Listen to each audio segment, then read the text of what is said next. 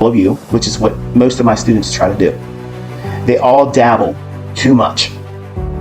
And if you simply go through this simple question and answer for yourself right now. Are you someone, now if you're not paying attention right now, you're distracted, you're going to miss it.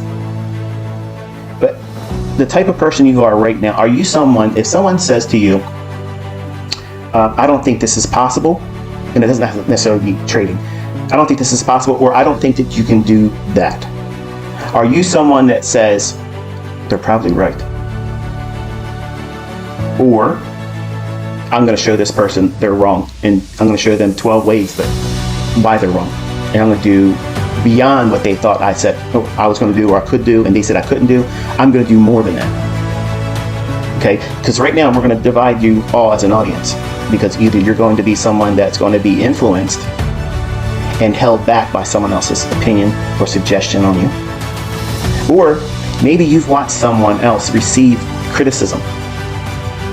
Okay, you've watched other people receive criticism, and then you somehow latch onto that like it was told to you, and you feel emotional about it, and you have a psychological response, and it was never directed to you, but you personify it and personalize it to yourself.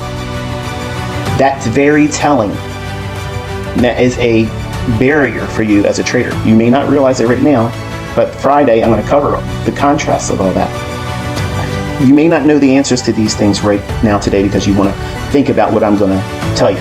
And you all want to be able to say, yeah, I want to be the guy or gal that says, if you can't do this, I'm going to prove it to them, and I'm going to do this and do that. Chances are every male listening is probably going to be wanting to do that. But in honesty, all of you aren't really like that. You're influenced by other people's opinion, and it makes you feel unsure about yourself.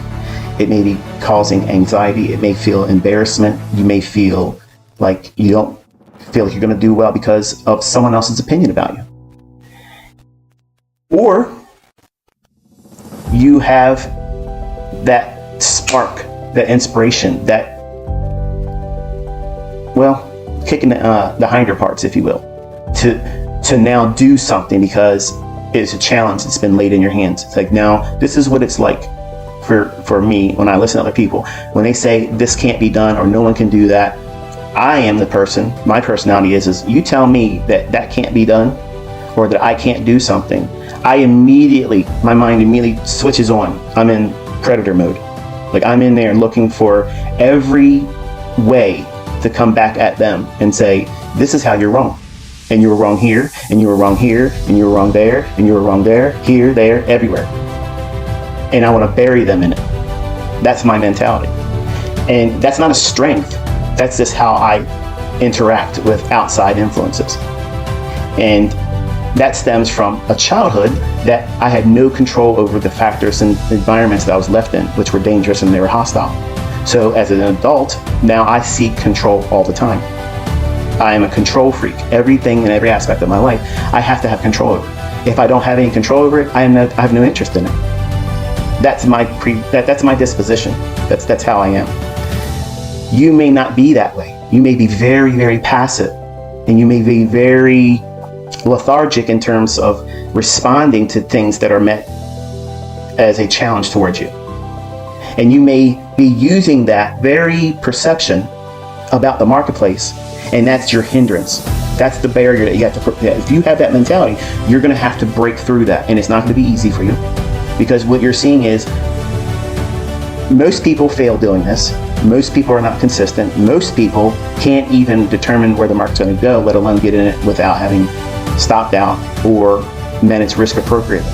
That's the majority. That's the truth about this industry. Very, very, very few people can do this consistently.